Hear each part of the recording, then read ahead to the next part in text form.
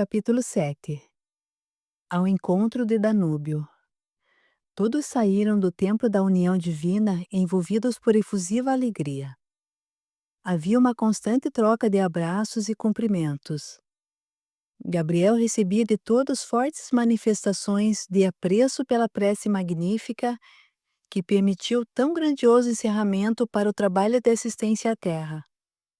Essas manifestações não tinham nenhum toque de bajulação que estimula a vaidade, mas sim o reconhecimento pela importante contribuição que Gabriel ofertou aos trabalhos no seu encerramento. Após os abraços, Gabriel disse aos amigos que desejava ir até o hospital espiritual da cidade para ver no que poderia ser útil. Marcos e Mariana ofereceram-se para acompanhá-lo. Já os dois casais de jovens que o acompanhavam, desde o início da noite, silenciaram, como crianças aguardando o convite para permanecer ao lado de pessoa que lhes é muito querida. Gabriel, compreendendo a situação, prontamente convidou-os para acompanhá-lo até o hospital, porque, com certeza, haveria trabalho para todos.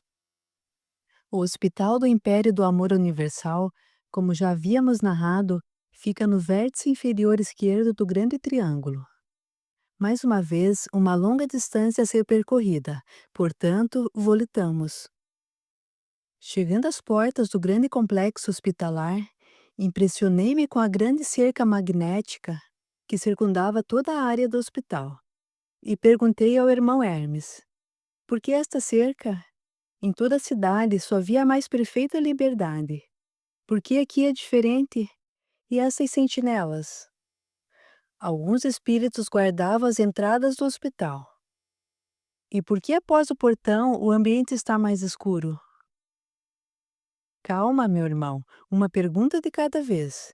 Interveio amorosamente o incansável benfeitor. A cerca deve-se à necessidade de evitar que algum espírito em descontrole, que ali esteja internado, invada a cidade. Não esqueças, aqui há muita luz. Esta forte energia poderia cegar uma alma despreparada. A cerca é necessária, também, para neutralizar as cargas negativas do hospital para a cidade, oriundas dos internos. Já as sentinelas são para evitar a fuga desses irmãos que, muitas vezes, envolvidos por perturbações, escapam de seus tratamentos de recuperação. E quanto à luz, não devemos esquecer que a luz é um produto daqueles que a geram. Em um hospital, onde existem espíritos em sofrimento, é impossível manter a mesma energia espiritual que viste na cidade inteira. Acalmei meu curioso espírito com tais respostas. Ante as explicações de Hermes, eu senti que naquele momento começaríamos a ver o outro lado das verdades espirituais. O lado daqueles que desrespeitam as verdades divinas, semeando em sua caminhada o desrespeito às leis e tendo por consequente que colher aquilo que plantaram. Atravessamos o portão de entrada. Os guardiões que ali controlavam o acesso ao hospital ofertaram respeitosa deferência à entrada de Gabriel, reconhecendo nele um dos mais importantes trabalhadores daquele centro de recuperação espiritual. Ao ultrapassarmos a entrada, senti uma forte queda na vibração. Virei-me e olhei o ambiente externo com sua beleza, e apesar de ser noite naquele instante, uma luz intensa envolvia toda a cidade. Já dentro da área reservada ao hospital, a luz tornava-se mais fraca. Comparado com a Terra, ainda tínhamos um belo cenário. Mas como estávamos nos acostumando com aquele cenário deslumbrante, sofri o impacto. Mesmo assim, alegrei-me, porque gosto do trabalho e do auxílio aos necessitados. Afinal, não é isso que Jesus espera de nós? Auxílio fraterno a todos que necessitam. Amor incondicional aos nossos irmãos. Nunca quis ser cúmplice do conceito de céu onde almas ociosas ficam tocando harpa. Sempre felicitei-me com as narrações e obras espíritas enaltecendo o trabalho de assistência àqueles que sofrem. Entramos no prédio principal, onde podíamos notar a perfeita higiene dos corredores e da instrumentação necessária para assistência hospitalar. Alguns irmãos estavam sendo conduzidos em macas limpíssimas, com lençóis extremamente alvos. E o atendimento, então? Todos eram tratados com todo amor e carinho, tanto por enfermeiras como por médicos, de almas que compreendem a finalidade da vida. E ainda com o estágio de evolução desses cidadãos, não poderíamos esperar outra postura. Alguns poucos irmãos demonstravam pequeno desequilíbrio. A grande maioria passava-nos a impressão de estar em processo de convalescença, como se estivessem se libertando das amarras da dor. Hermes elucidou-me. Estes irmãos já estão em adiantado processo de recuperação. São trazidos para cá somente aqueles que tenham condições de permanecer em ambiente equilibrado. Já os que estão em estado mais delicado ficam internados no hospital intermediário, que localiza-se perto da crosta terrestre. Estes irmãos, observei ao meu instrutor, não possuem condições para habitar essa cidade. Estão aqui simplesmente em tratamento. Não terão eles condições de habitar essa cidade elevadíssima após sua recuperação, creio eu. É assim? Exatamente. Após o final do atendimento, esses nossos irmãos, que aqui estão hospitalizados, serão encaminhados para colônias espirituais que estejam de acordo com suas respectivas conquistas no campo da evolução. Nenhum desses irmãos possui condições para habitar o império do amor universal. Esse hospital não foi construído aqui para atender os habitantes desta cidade, como ocorre normalmente no mundo material. Os moradores da cidade já não precisam mais de tratamentos reabilitadores. São almas libertas da dor. O hospital, aqui, existe para o amparo de irmãos com pouca evolução, para que seja seguido o pressuposto básico dos ensinamentos do Cristo, e que é a característica de todo espírito de luz, a caridade. Vimos, então, Gabriel comunicar aos seus amigos que desejava encontrar-se, em particular, com Danúbio para tratar de assuntos particulares. O anjo solicitou aos amigos que fossem prestar assistência na ala 7, onde Marcos dirigia trabalhos de recuperação de drogados e pervertidos sexuais. Todos concordaram respeitosamente. Observamos Gabriel, centro de nossas atenções em todos os momentos, dirigir-se para um amplo salão, onde mais ao fundo, efetuando passes energéticos, encontrava-se venerável ancião. Cabelos branquíssimos, aparentando uma idade física por volta dos 70 anos, mas com grande vitalidade e nenhuma ruga no rosto, nem nas mãos. Os cabelos brancos, longos, à altura dos ombros, porte levemente reforçado e à altura igual à de Gabriel. Pela primeira vez, além de Natanael, o dirigente da grande reunião no Templo da União Divina, vi um espírito com luz semelhante à de Gabriel. Notava-se logo que eram dois espíritos em semelhante estado de evolução espiritual.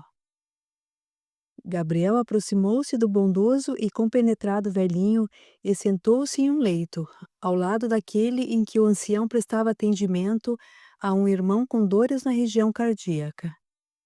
O amoroso velhinho, ao ver Gabriel, esboçou simpático sorriso, o qual Gabriel naturalmente retribuiu.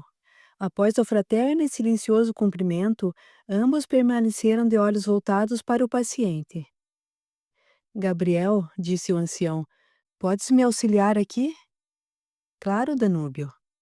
Gabriel então direcionou suas mãos sobre o coração do irmão necessitado. Poderosa energia saiu das palmas de suas mãos, iluminando todo o peito do convalescente.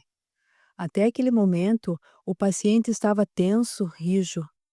Com a energia desprendida das mãos de ambos, finalmente, o senhor que estava deitado na cama relaxou, soltando um suspiro de alívio. Danúbio olhou para Gabriel e agradeceu com seus expressivos olhos. O sublime emissário de Deus retornou para a cama que utilizava como assento e, observando Danúbio, disse-lhe: Danúbio, Sabes o que pretendo? Poderei contar com o teu auxílio caso Jesus abençoe minha iniciativa?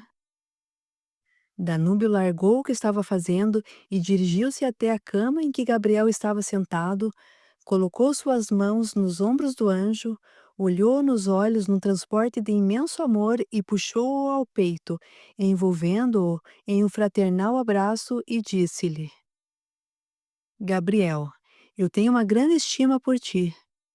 Sei que somente tu és capaz de tamanho empreendimento pela humanidade encarnada.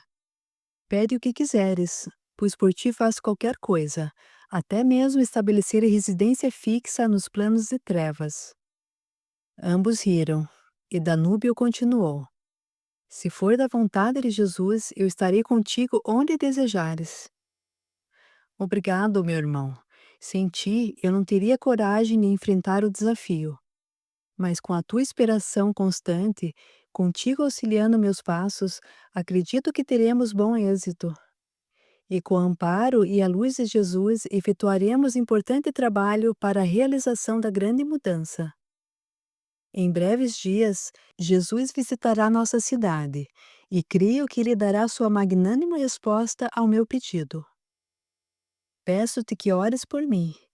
Eu desejo de todo o coração que Jesus abençoe e permita a realização deste projeto. Ele permitirá, Gabriel, tenho certeza. E apertando os ombros de Gabriel, Danúbio repetiu: Ele permitirá. O irmão Hermes olhou-me nos olhos e disse: Gabriel solicitou a Jesus a oportunidade de reencarnar entre os homens para auxiliar a promover a grande mudança, ou seja, a preparação para a nova era, o terceiro milênio, onde os homens viverão em paz. Enquanto estiverem se processando as tragédias previstas para a concretização do exílio dos da esquerda do Cristo, o final dos tempos, Gabriel estará trazendo ao mundo, através de suas palavras e exemplos, a luz do Cristo. Fortes transformações promoverá Gabriel, nos campos social e religioso. Desde Francisco de Assis não reencarna entre os homens um espírito desse quilate. Será um banho de luz, para que os encarnados acordem para as verdades espirituais e definam-se pelo caminho que realmente desejam seguir, o caminho da direita do Cristo, onde prevalece o amor e a paz, ou o caminho da esquerda do Cristo, onde os sentimentos inferiores terminam aprisionando os homens nas estradas da dor e do sofrimento. Coloquei as mãos no rosto e sentei-me naqueles degraus portáteis, que são utilizados nos hospitais para que o enfermo possa subir na cama sem maiores esforços, e pensei: meu Deus, estarei à altura de tão importante recado de Jesus para o mundo material? Possa eu ser digno e estar à altura de tão grandiosas narrações. Hermes, captando meus pensamentos, disse-me: Roger, não te aflijas. Ninguém trabalha sozinho nesta vida. Alguns encarnados acreditam que realizam suas obras somente por seu próprio esforço. Eles desconhecem que os espíritos estão sempre inspirando o trabalho dos encarnados, tanto para o bem quanto para o mal. É por esse motivo que sempre devemos colocar o mérito de nossas realizações nas mãos de Jesus, porque, sem a permissão dele, os espíritos não poderiam auxiliar aos encarnados na evolução e no progresso do mundo. Sem essa intervenção espiritual, a humanidade ainda estaria muito atrasada em todos os aspectos. Fraternidade, eis a palavra-chave. Todos somos irmãos em constante intercâmbio. A união faz a força. Tu e nós, os espíritos amigos, com as bênçãos de Jesus, venceremos esse desafio e colocaremos nas mãos dos encarnados essa pérola de luz chamada a história de um anjo. O querido irmão e amigo, então, pegou-me pelos braços e levantou-me dizendo: Tenhamos fé. Como diria nosso grande irmão Paulo de Tarso, guardemos a fé. Abracei Hermes e tranquilizei-me. A partir daquele momento, eu passaria a colocar todas as minhas preocupações quanto à realização de nosso trabalho nos misteriosos escaninhos da fé, que remove montanhas e realiza o impossível. Enquanto estávamos envolvidos com as minhas preocupações, Gabriel e Danúbio continuavam a atender os pacientes daquele grande salão. Resolvemos, então, acompanhá-los. Danúbio e Gabriel estavam à frente, agora, de uma senhora que nos passava a ideia de ter desencarnado com uns 75 anos de idade. A senhora, bem lúcida, ficava acompanhando com os olhos os movimentos de Gabriel, como quem observa a um amado filho. O anjo de Deus, com seu olhar extremamente amoroso, cativava a velhinha, enquanto a poderosa energia de suas mãos iluminava os centros de forças do corpo espiritual da serena anciã. Estás tendo uma grande melhora, minha irmã, disse-lhe Gabriel. Graças a Deus, meu filho. Posso chamá-lo de meu filho? Podes, minha irmã. Fico muito feliz de receber da senhora esse título. Quantas pessoas no mundo não gostariam de uma mãe tão amorável como a senhora? Meu filho não gosta de mim, replicou a senhora. Dediquei a ele todo o meu amor e todo o meu carinho, mas só recebi dele desprezo. Constantemente chamava-me de velha sentimentalista piegas. Condenava-me por minha falta de cultura e pelo meu apego à religião. Apesar de tudo que eu fazia por ele, de todo o carinho que lhe dedicava, só me dirigia olhares de reprovação. Vivia enfurnado em casas de jogo e de prostituição. Arrebentava meu coração, mas ele era meu, de mais ninguém. Até que ela apareceu. O desprezo de meu filho aumentou, devido aos venenos que ela colocava em sua cabeça. Eu trabalhei, então, para promover o fim do casamento deles. Indignado, meu filho colocou-me em um asilo, onde vivi por muitos anos corroída pelo ódio. Cheguei à pátria espiritual esquecida de Jesus, muito padeci nas trevas de minha própria imprudência, mas agora já encontrei o caminho de volta. A senhora esboçou um sereno sorriso para Gabriel, enquanto ele e Danúbio prosseguiam no atendimento, mas demonstrando total atenção às palavras da senhora, que buscava a cura do corpo espiritual, mas também a cura para sua alma torturada, e continuou. Sinto-me, meu filho, como o rapaz da parábola do filho pródigo. Jesus nos narra que o pai recebeu o filho pecador com todo o amor, porque o filho havia se arrependido e decidido seguir o caminho correto. Eu também assim o fiz, e então, Gabriel, tu me encontraste no meio do lodaçal daquela cidade horrível. Quando vi teus olhos piedosos, os teus braços irradiando a mais bela luz, senti que Deus havia me perdoado, que eu teria uma nova oportunidade para resgatar todas as minhas faltas. Assim será, minha irmã, atalhou Gabriel. Terás nova oportunidade no plano físico, e não te esqueças do ensinamento de Jesus que nos fala sobre os trabalhadores da última hora. O momento é chegado e terás a rara oportunidade de reencarnar antes do grande juízo. Esforça-te para manter-te ao lado do Cristo, pois Ele é o caminho, a verdade e a vida. Esquece todo o sofrimento que foi te imposto ao coração de mãe. Busca amar longe dos escuros caminhos do egoísmo, porque, em breve, serás transferida para a colônia Redenção, onde serás preparada para a reencarnação. Não te esqueças, esforça-te, vale a pena. Jesus também ensinou-nos que o seu reino é como uma pérola de grande valor, ou como um campo onde foi encontrado grande tesouro. Aquele que encontra esse tesouro, que é o reino de Jesus, tudo deve fazer para conquistá-lo, pois essa riqueza é imperecível. A velhinha somente sacudia a cabeça em sinal de concordância. Seus olhos estavam marejados de lágrimas. Sabia ela que vivia um momento raro em sua infinita existência. O Verbo de Deus fazia-se presente nos divinos lábios de Gabriel. Despediram-se da senhora, prometendo retornar, assim que fosse possível, e dirigiram-se para outros leitos para novos atendimentos.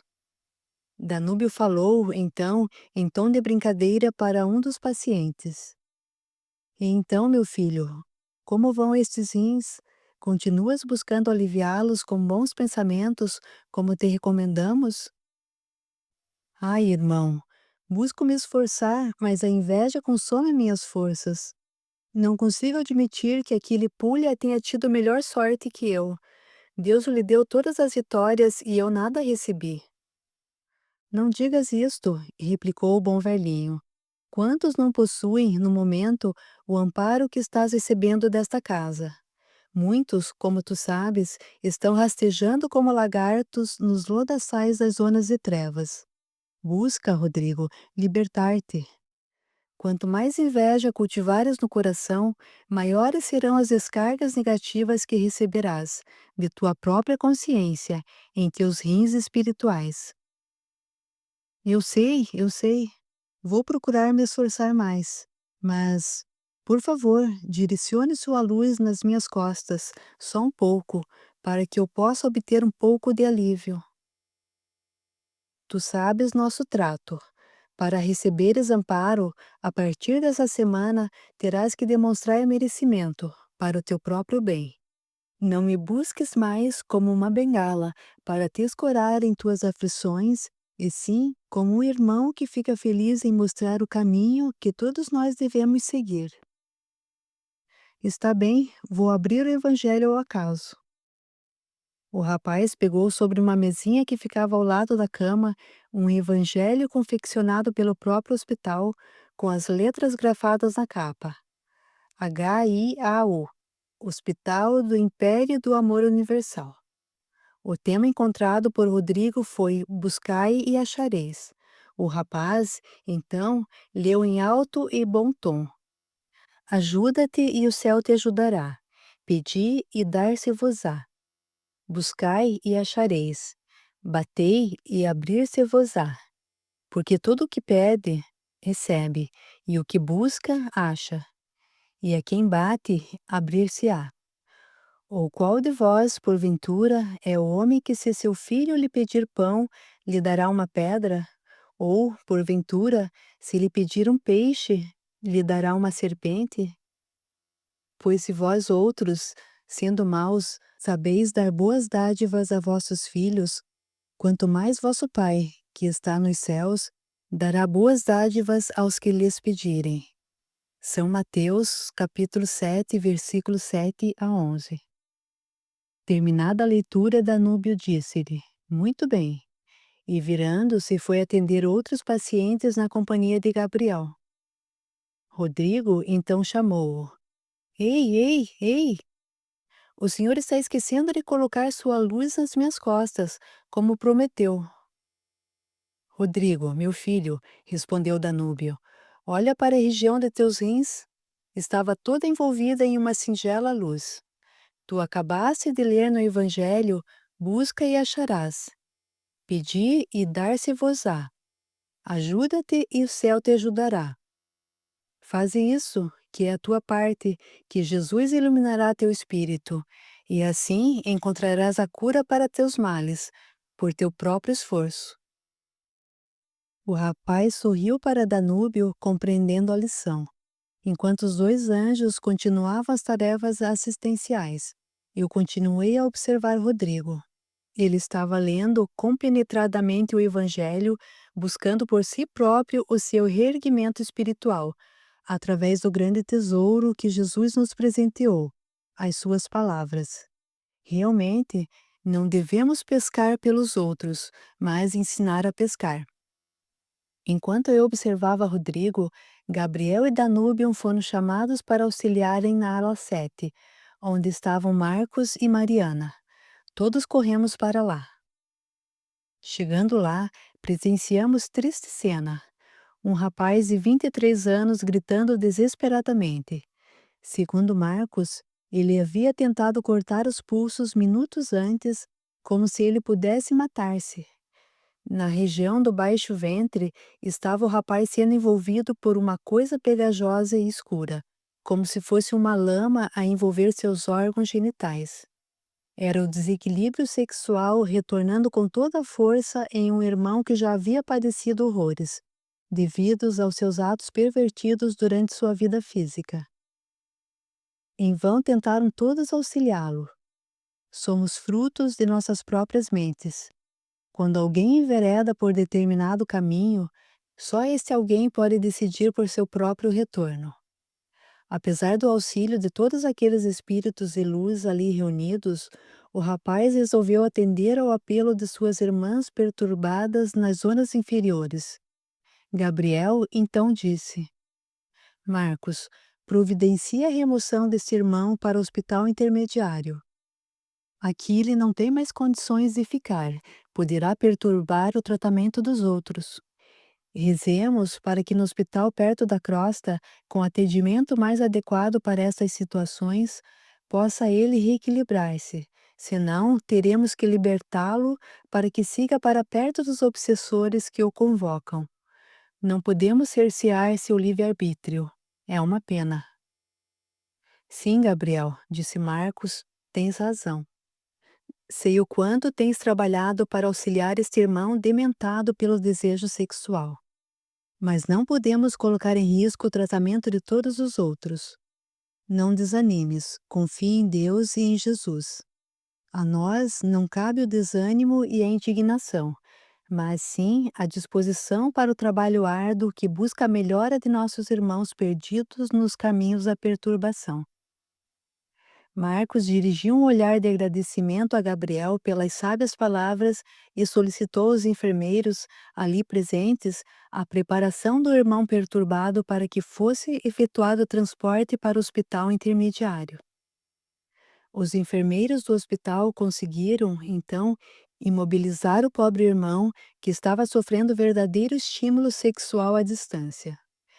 O irmão Hermes explicou-me que aquele rapaz havia sido resgatado das zonas de trevas, onde era objeto de escravização sexual por duas mulheres desencarnadas de longa data.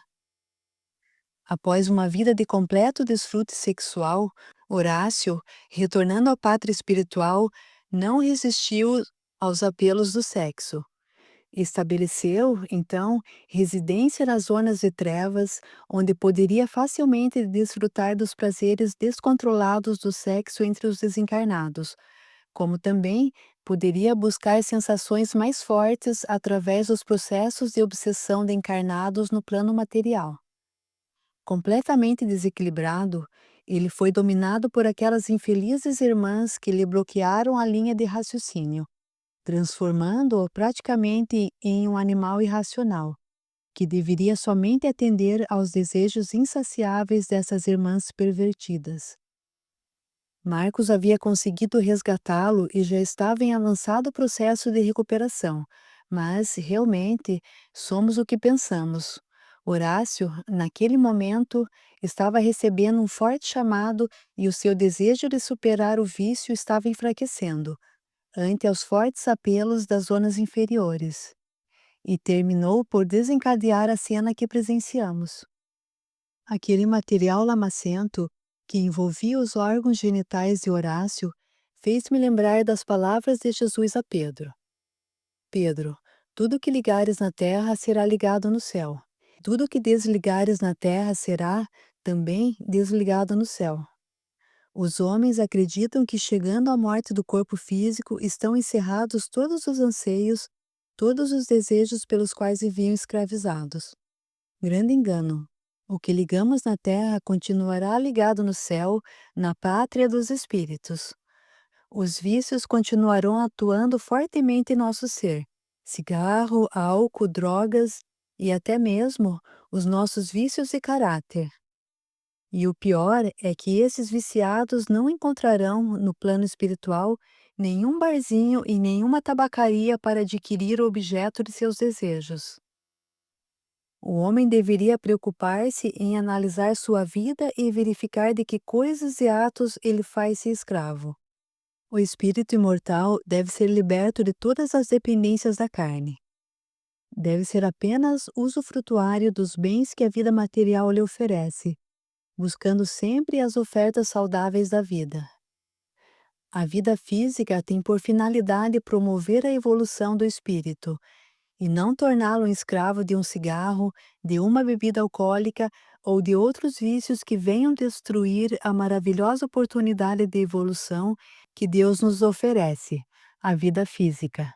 Existe um ditado que diz: o corpo deve servir ao espírito, e não o espírito servir ao corpo. Aquele que não é senhor de sua própria vontade, tendo que render homenagens a um maço de cigarros ou a um copo de cachaça ou a outra bebida etílica, deve preocupar-se seriamente, como veremos a seguir quando adentraremos as zonas de trevas na companhia de Gabriel. O irmão Hermes, acompanhando meus pensamentos, resolveu fazer algumas considerações para melhor elucidar a questão. O sexo é uma das mais belas criações de Deus na natureza humana. Através do ato sexual é que se confirmam as palavras bíblicas: crescei e multiplicai-vos.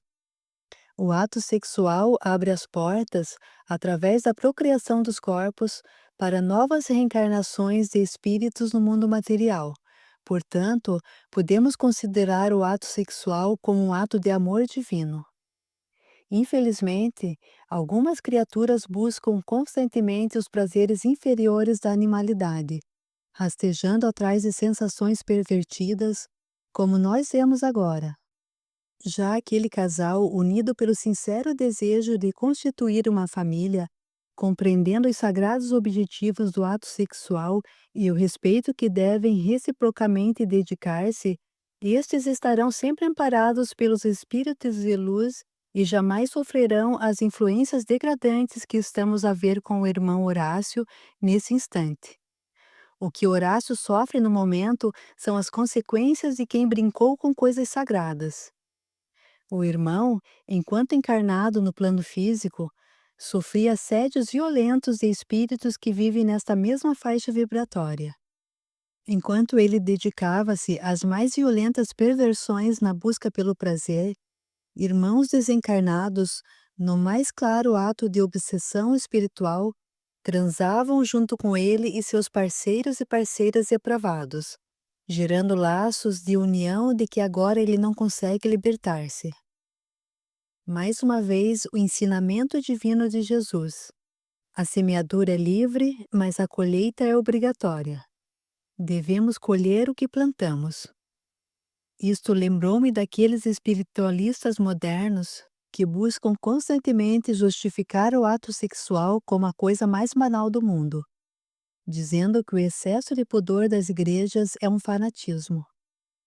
Dizem que aquele que é um espírita ou um espiritualista moderno deve livrar-se desses fanatismos religiosos. Mas como podemos ver, através das sábias palavras de Hermes, o ato sexual só é abençoado pela espiritualidade maior quando realizado por um casal que busca uma união conjugal sincera, com vistas a constituir uma família. A troca de parceiros, buscando unicamente o prazer de uma noite, constitui crime contra as leis divinas. E pobre daquele que se tornar um escravo do sexo.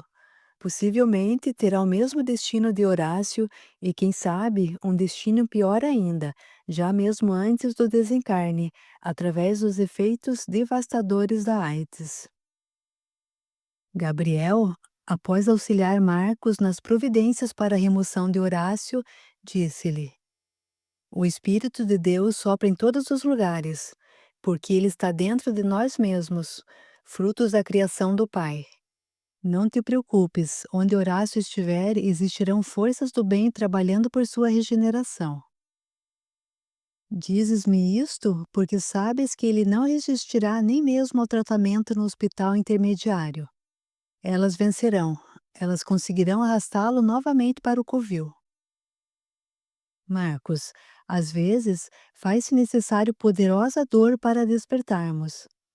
Talvez seja o caso de Horácio. Somente através dos mecanismos da dor e do sofrimento ele consiga ver que deve realizar um esforço sobre-humano para libertar-se das teias do infortúnio que ele mesmo teceu para si. Tens razão. Vamos trabalhar. Muitos outros irmãos necessitam de nosso amparo.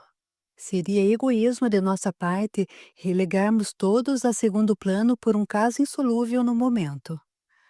Danúbio então colocou suas mãos nos ombros dos dois rapazes e disse: Então vamos, há muito trabalho a ser realizado ao amanhecer, nas zonas de trevas. Irás conosco, Danúbio, disse Gabriel. Como não? E teremos que ficar mais do que o planejado por ti. Étel enviou um comunicado dizendo que há muito trabalho e que estão necessitando de mais auxiliares. Os espíritos governantes do Império dos Dragões do Mal estão se revoltando contra os trabalhos assistenciais que estamos realizando naquela cidade. Acredito que Étel e Lívia estão mexendo em vespeiros.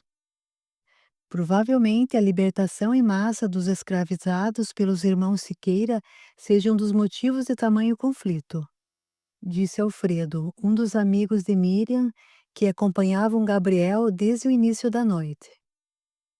Sim, Alfredo, disse Danúbio, esse é um dos motivos, mas não o principal.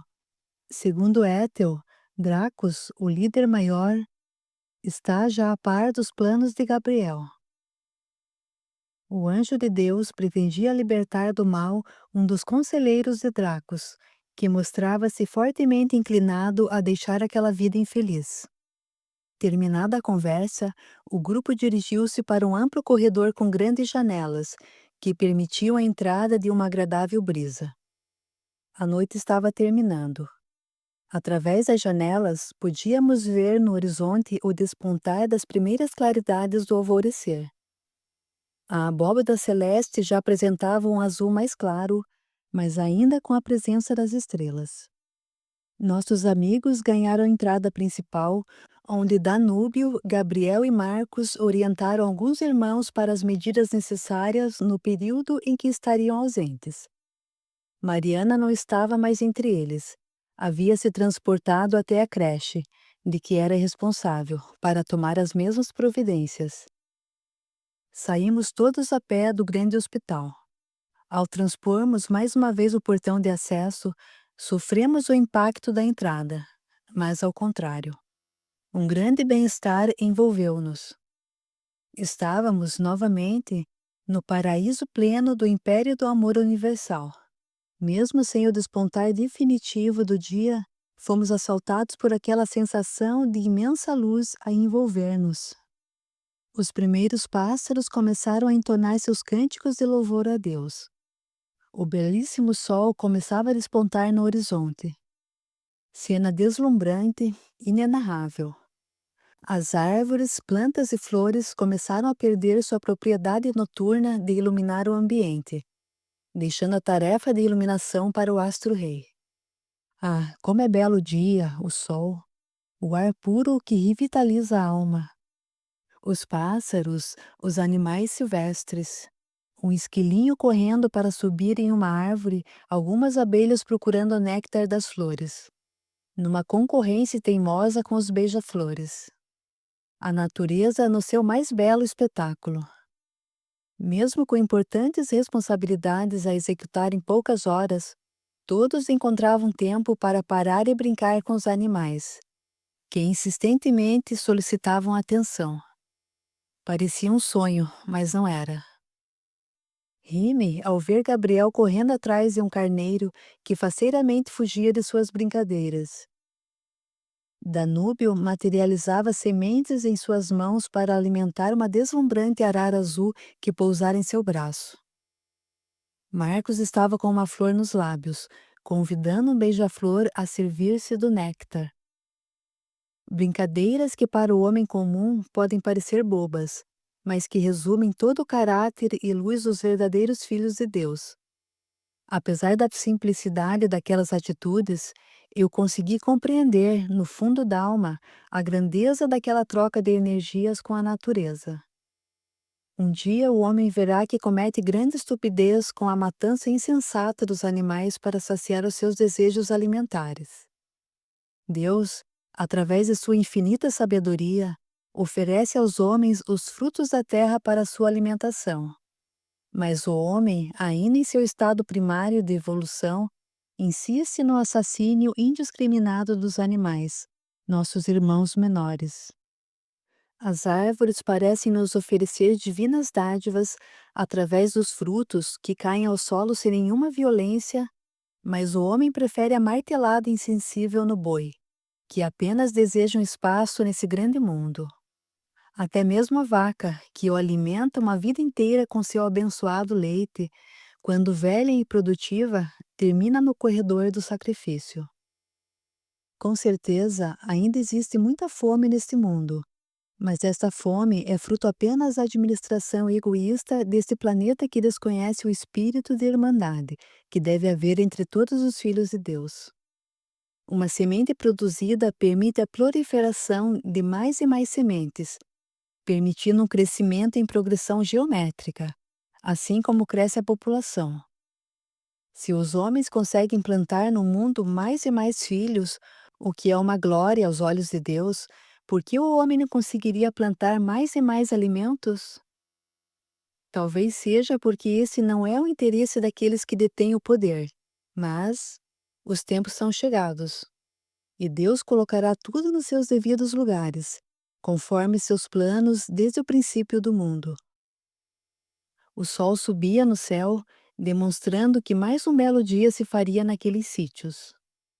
Nossos amigos convidaram mais um grupo de irmãos para a descida vibratória nos planos de trevas, mais precisamente na cidade conhecida como Império dos Dragões do Mal. Gabriel, Danúbio, Marcos, Mariana, Miriam, Alfredo, Joana, Dionísio e Casimiro juntaram-se a um grupo de 33 irmãos recrutados para o trabalho de auxílio à caravana de Étel e Lívia, que contava com a colaboração de 72 trabalhadores já instalados, alguns na zona de atuação e outros no hospital intermediário. Após todos reunidos, Danúbio disse-lhes algumas palavras.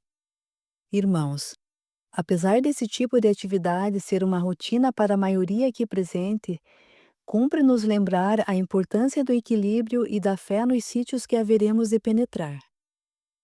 As forças das sombras podem ser perigosas quando bem dirigidas, portanto lembrem-se, o bem, orientado pelo Cristo, é o poder máximo. O mal nada pode contra os trabalhadores da luz, portanto mantenham a fé, mesmo nos momentos mais difíceis. Os novatos que estarão entre nós em estágio, fiquem perto dos que tenham mais experiência. Estamos todos aqui para ajudar e não para criarmos dificuldades ao grupo. Tenhamos, então, fé no coração e disposição para o trabalho, porque Jesus convoca-nos para um dos mais belos trabalhos da criação, o trabalho de amparo àqueles que tropeçaram nos complicados caminhos da existência humana. Mantenhamos também o interesse na busca do conhecimento, mas sem a curiosidade inoportuna e inconveniente, que muitas vezes assalta-nos o espírito. Não esqueçamos que os irmãos entregues às trevas, devido aos frutos de suas próprias atitudes no mundo, são almas que estão sofrendo dores inenarráveis na consciência, como nós outros sofremos no passado distante de nossa evolução. Danúbio, após as palavras de advertência ao grupo, fechou os olhos e realizou uma prática comum entre os espíritos que já encontraram Deus, a oração. Pai de infinita sabedoria, faz de nós um instrumento do teu infinito amor, permitindo-nos o ingresso nos planos de trevas para libertarmos teus filhos do infeliz caminho da escuridão. Solicitamos que a tua poderosa luz nos envolva, protegendo-nos das investidas do mal, porque reconhecemos só em ti o poder da vitória. O teu instrumento de batalha vence qualquer outro, pois é o amor, força inabalável que transforma os homens escravos da animalidade em anjos do teu reino.